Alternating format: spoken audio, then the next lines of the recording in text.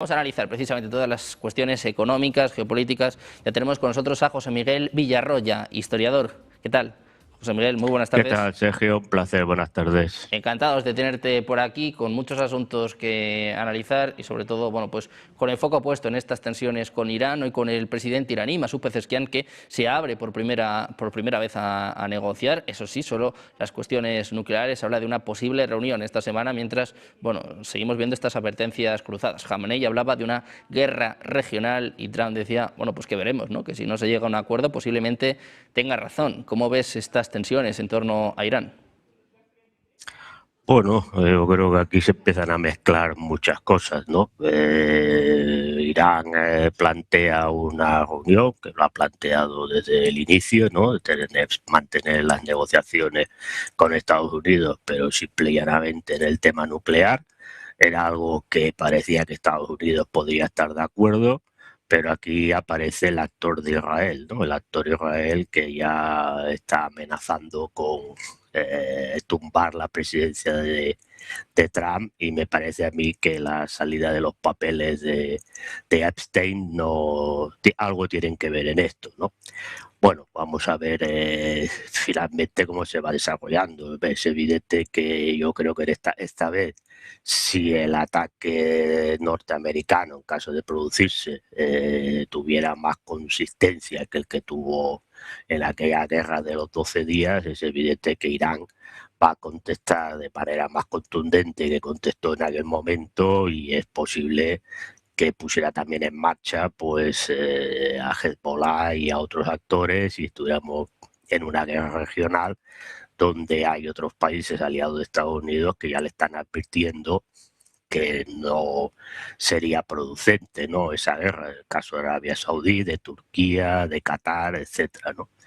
Pero bueno, como estamos en una situación donde todo es muy volátil y el peso, la influencia que tiene el lobby sionista de Israel dentro de Estados Unidos es bastante poderoso, y a Israel evidentemente le interesa sí o sí, no ya el tema nuclear con Irán, sino si pudiera ser la decapitación, es decir, la eliminación del régimen de los ayatolás, o como mínimo una disminución del poder regional que tiene Irán, pues yo diría que todo apunta a que, no sé si en corto o medio plazo, pues vamos a asistir a un ataque de Estados Unidos a Irán. Bueno, pues a la espera de lo que suceda con Irán, de estas negociaciones nucleares que algunos apuntan que pueden tener lugar esta misma semana. Estabas hablando de Israel y se ha filtrado precisamente que en las últimas horas ha habido una reunión entre Eyal Zamir, uno de los altos cargos de las FDI, con Dan Kane, es decir, bueno, pues con el hombre que estuvo detrás de la operación Martillo de Medianoche, el hombre que también aparecía en esta captura de Nicolás Maduro, el teniente general del Estado Mayor Conjunto de Estados Unidos, este hombre, ¿no?, que el propio Trump dice que es un hombre duro, que es un hombre fuerte. ¿Qué análisis haces de estas reuniones y también del hecho de que Witkoff vaya a reunirse precisamente con Netanyahu en apenas unas horas? ¿Hasta qué punto puede llegar esta presión de Israel a hacer mella en Donald Trump? Bueno, aquí lo que podríamos ver, yo creo que el interés que puede tener Estados Unidos fundamentalmente sabe que Irán no es Venezuela, ¿no? En una guerra posiblemente se va a encontrar que es una guerra costosa. Quizás lo que estén buscando es si tienen que atacar o consideran que tienen que atacar, pues buscar una operación que sea similar a lo que pasó con Venezuela, aunque yo creo que en este caso sin contar con apoyo interno, que fuera directamente hacia la dirigencia de los ayatolás, ¿no? Y a lo mejor pues estamos hablando de un ataque directo contra Khamenei y contra otros miembros de la dirigencia del régimen, ¿no? Y lo que ocurre es que yo creo que aquí lo que Israel va más allá. Israel lo que quiere es la desaparición de Irán como actor importante en la región, porque eso lo que le permitiría era consolidar las conquistas que ha ido realizando en Gaza, que no la piensa devolver, en Cisjordania, el sur del Líbano y la parte de Siria, que conformaría lo que sería el Gran Israel. Bueno, yo creo que en estos momentos Trump empieza a perder el control de su propia administración. Y me da la impresión de que hay gente de su propia administración que empieza a moverse en función de lo que puede ser pues una derrota electoral en el midterm. Hay que decir que ayer perdió en Texas, ¿no?, una votación después de 36 años del Partido Republicano, con lo cual habrá también movimientos tectónicos dentro del Partido Republicano y nuevas colocaciones, es decir, recolocándose gente para el post-trumpismo, ¿no?, o el post-época Trump. Y yo creo que aquí ya hay gente que ya empieza a actuar de manera independiente a lo que dice Trump. Yo por eso digo que la lista Epstein, que tampoco es que diga nada nuevo de que no se supiera, más allá de algunas o de muchas depravaciones y degeneraciones de todos estos personajes que han aparecido por ahí, la verdad es que no dice nada nuevo que ya no se supiera de muchos de ellos, ¿no? Pero es un aviso a navegantes, imagino, de decir que, bueno, si algunas cosas no se hacen, pues saldrán más. Y aquí es donde estamos viendo. También estamos viendo dentro de Estados Unidos pues que se le está montando un Maidán. No nos engañemos. Más allá de las actuaciones impresentables del ICE, todo lo que estamos viendo es un Maidán copiado. Incluso ya está el amigo Bruce Springsteen, que cuando las cosas las hacen los demócratas no las ve, pero cuando las hacen los republicanos sí, pues ya está creado un himno, ¿no? Entonces yo creo que Trump lo está pasando bastante mal dentro, y yo ya hace mucho tiempo que decía que el principal problema de Donald Trump lo tiene dentro, y lo tiene no ya solamente en los problemas que tiene en el país, sino dentro de su propia administración. Y aquí yo creo que ya el establishment de toda la vida está cogiendo el poder de nuevo dentro de la administración norteamericana, y el peso sionista es importantísimo, y yo creo que aquí se están delineando pues, posiblemente los intereses de Israel.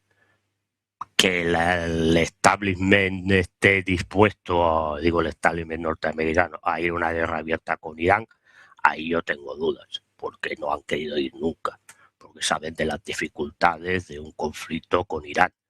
Pero sí es cierto que, sabiendo que Epstein era un agente del Mossad y que todo esto está en la triada Mossad, CIA y conglomerados industriales y financieros importantes de Estados Unidos, pues igual yo tengo claro que hay gente que no ha aparecido en la lista, pero que debe estar. Por lo tanto, vamos a ver por dónde va. Yo creo que en estos momentos hay más posibilidades de un ataque norteamericano a Irán, quizás no a corto plazo, porque están viendo que hay muchas dificultades, incluyendo a países aliados de Estados Unidos en la zona, pero yo creo que con medio plazo sí, porque es el objetivo de Israel.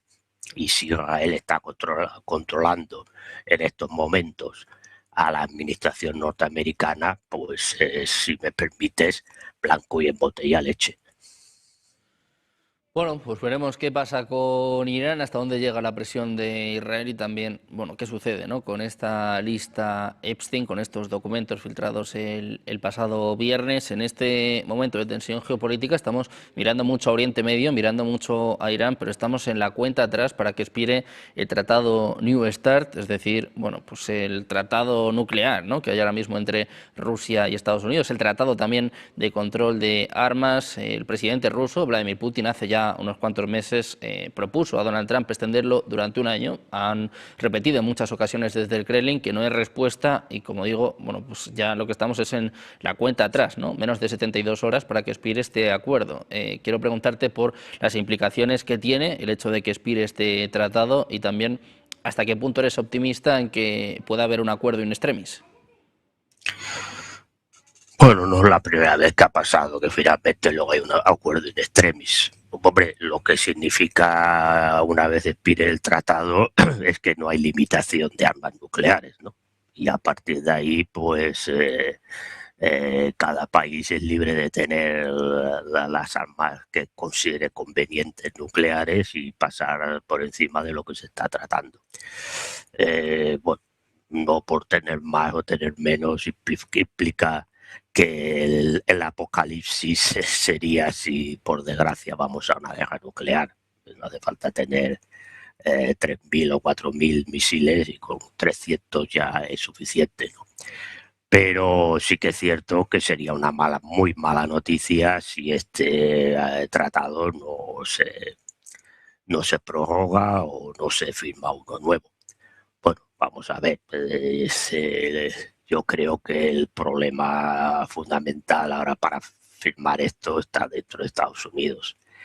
Repito, yo creo que la administración norteamericana ahora me da la impresión de que estamos en el caos, ¿no? Todo esto ahora que parece que todo el mundo está sumido en el caos, pues la administración norteamericana creo que está sumida en el caos total y es posible de, bueno, a lo mejor pues también pendiente de otros temas, pues esto se ha pasado, pero yo creo que finalmente se firmará, ¿no? Es decir, todas las administraciones, incluso en momentos de mayor confrontación entre unos y otros, al final se ha firmado porque todo el mundo tiene claro de que una guerra nuclear es el fin, ¿no? Pero sí que es un poco síntoma del periodo caótico en el mundo geopolítico en el que estamos. Bueno, pues un momento de tensión, un momento de caos en lo que refiere a la geopolítica, con una señal de esperanza. Se esperan conversaciones en Abu Dhabi. Se acaba de confirmar que Steve Witkoff, el enviado especial de Donald Trump para Oriente Medio, también para estas conversaciones en Ucrania, parece que va a asistir también a estas conversaciones trilaterales. Se hablaba también en los últimos días de una tregua energética. José Miguel, ¿cómo ves la situación en torno a estas conversaciones por Ucrania, que parece que van dando pasos en la buena dirección? Bueno, yo no soy tan optimista de que vayan dando pasos en la dirección correcta. Yo creo que estamos en el mismo sitio donde estábamos. Es decir, ya se reunieron y al final tampoco se llegó a ningún sitio. Es decir, mientras Ucrania y los aliados de Ucrania sigan manteniendo que la línea del frente lo que tiene que haber es un alto el fuego y paralizar y empezar a negociar a partir de lo que es la línea del frente actual y no estén dispuestos a la cesión de los territorios que pide Rusia, pues estaremos en la misma. Sí, yo creo que se va hablando de muchas cosas, se llegan a cosas muy puntuales, ¿no? Que es el intercambio de prisioneros o el intercambio de cadáveres. Bueno, se habla de una tregua de ataques a instalaciones energéticas, pero hemos visto que esta semana tanto unos como los otros han atacado a instalaciones energéticas. Por lo tanto, yo creo que estamos donde estábamos, si no va mucho más allá. Aquí, pues repito, yo creo que Trump está perdiendo el control y me parece a mí que el establishment norteamericano no está por la labor de firmar un acuerdo de paz con Rusia. Y porque lo que le interesa es que el conflicto continúe, porque de esta manera Rusia la tiene entretenida con Ucrania y al mismo tiempo pues los consorcios armamentísticos pues siguen ganando dinero. Por lo tanto, me da la impresión de que vamos a ir otra vez al mismo sitio. Es decir, vamos a ir hablando. Hoy, que es el Día de la Marmota, pues estamos en el Día de la Marmota, ¿no? Sí, va apareciendo y cada día estamos igual. Yo no he visto ningún avance sustancial ya en en la anterior reunión que hubo en Abu Dhabi también a nivel trilateral, y yo no espero nada de estas conversaciones más allá de cosas puntuales y concretas, ¿no? No soy excesivamente optimista en cuanto a estas reuniones. Bueno, pues pendiente de estas reuniones en Abu Dhabi, el foco está puesto también en Europa con Ursula von der Leyen, que hace apenas unos minutos está anunciando que muy pronto vamos a conocer el 20º paquete de sanciones contra Rusia. Se habla de que se quiere apuntar sobre todo al platino. José Miguel, te quiero preguntar también por el papel que está jugando Europa con estas sanciones a Rusia, designando también a la Guardia Revolucionaria Islámica como organización terrorista y sobre todo, bueno, en qué punto está Europa después de lo que ha sucedido con Groenlandia, ¿no? Después de estas últimas humillaciones por parte de Donald Trump. Bueno, pues sigue haciendo el papel de Don Tancredo, es decir, de seguidismo a Estados Unidos, pero de seguidismo a determinadas cosas. Porque ni siquiera Estados Unidos ha puesto, no ahora con Trump, sino ya en la administración de Biden, ha puesto tantas sanciones a Rusia como ha puesto Europa. Sanciones que se están demostrando que son sanciones boomerang, porque afectan más a la Unión Europea que a la propia Rusia. Y aparte yo creo que también igual hay que verlo de modo interno, ¿no? Porque hasta no hace mucho habíamos escuchado a algunos líderes de la Unión Europea, no ya tanto Orbán o Fico, sino Meloni, Macron o incluso el propio Merz, hablando de un acercamiento a Rusia, ¿no? De que era el momento de sentarse a hablar con Rusia porque era vecino y tal. Hombre, yo creo que no es la mejor manera de sentarte a hablar con nadie si le pones sanciones, ¿no? Bueno, yo creo que la Unión Europea está demostrando lo que es decir, es la nada, una deriva que yo creo que va a nada, es decir, todavía no sabemos qué se ha firmado o qué acuerdo se ha llegado a Groenlandia, pero desde luego lo que se haya acordado pues es a favor de Estados Unidos y no a favor de la Unión Europea. Y bueno, pues seguimos en las mismas. Yo creo que es un cero a la izquierda, tanto a nivel económico como a nivel geopolítico, y bueno, pues seguimos un poco en la cola, ¿no? Es decir, bueno, a poner sanciones que finalmente no sirven absolutamente para nada, porque las sanciones para que tuvieran efecto, pues tendría que ser todo el mundo que se adhiriera a esas sanciones contra Rusia, pero pues, antes se las pone la Unión Europea y Rusia pues sigue comerciando con el resto del mundo, pues las sanciones pues son nada. Por lo tanto, a quien afecta es a la propia Europa, porque tiene que ir a buscar a otros mercados para comprar esos productos que se lo compraba a Rusia más barato y hay que comprarla más cara, con lo cual los productos europeos son mucho más caros, con lo cual es más difícil que se vendan en el mercado internacional y todo es el desastre, ¿no? Bueno, pues ahí estamos abocados al desastre total y absoluto. Cada país, la Unión Europea en general, y luego cada país pues en particular, ¿no?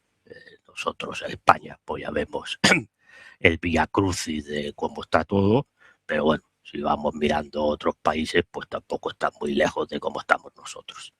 Bueno, y esta es la realidad de Europa, ¿no? Por desgracia para nosotros los europeos.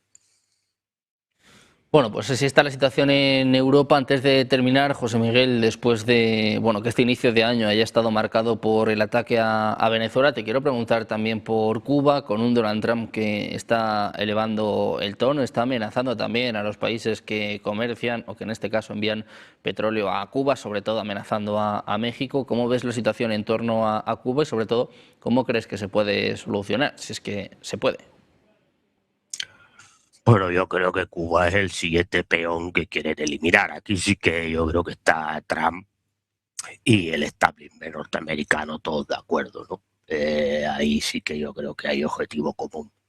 Bueno, yo creo que, a ver, Cuba lo tiene peor que Venezuela, en el sentido de que Cuba, en Venezuela, pues hay ya intereses económicos importantes para Estados Unidos y por lo tanto un acuerdo con parte del chavismo, como hemos visto, pues le venía bien. Cuba, por desgracia, pues no tiene mucha cosa que aportar al nivel de la economía norteamericana, ¿no? Sí se habla de que puede haber algún tipo de conversaciones. El propio Trump dijo que había hablado con Díaz-Canel, bueno, también había hablado con Maduro y luego pasó lo que pasó. Yo creo que ahí es más difícil en Cuba por el hecho de que el Partido Comunista Cubano pues está más solidificado entre sus filas de que haya pues algún tipo de acuerdo con lo que pasó con Maduro, pero bueno, sí que es verdad que China está enviando a Cuba. Bueno, vamos a ver si se atreve a ponerle estos castigos a China, ¿no? Yo creo que estabais hablando antes de los BRICS, ¿no? Del tema de la desdolarización y de que soltar dólares y demás. Hombre, hay que recordar que Cuba es miembro de los BRICS y algo tendrán que decir, porque yo repito lo que voy diciendo. Si vas dejando que tus miembros vayan cayendo, pues esta historia del mundo multipolar pues tampoco tiene mucho recorrido, ¿no? Pero sí que es cierto que yo creo que Cuba lo tiene mal, y especialmente la población, porque ya incluso con los envíos de petróleo venezolano, pero el bloqueo de otros productos estaba llevando a la población a tener muchas dificultades. Si ya se le impide que entre el petróleo y que entre otros productos, pues es evidente que la población cubana lo va a pasar muy mal. En el sentido de que los apagones de luz son cada vez más recurrentes, no se permite que se compre material para arreglar el sistema eléctrico, si no hay petróleo pues no pueden generar electricidad y cada vez va a estar todo peor. Por lo tanto, yo si no hay un apoyo directo de los BRICS a Cuba, yo creo que Cuba, tarde o temprano, pues va a ser el siguiente peón que va a caer a favor de Estados Unidos, evidentemente.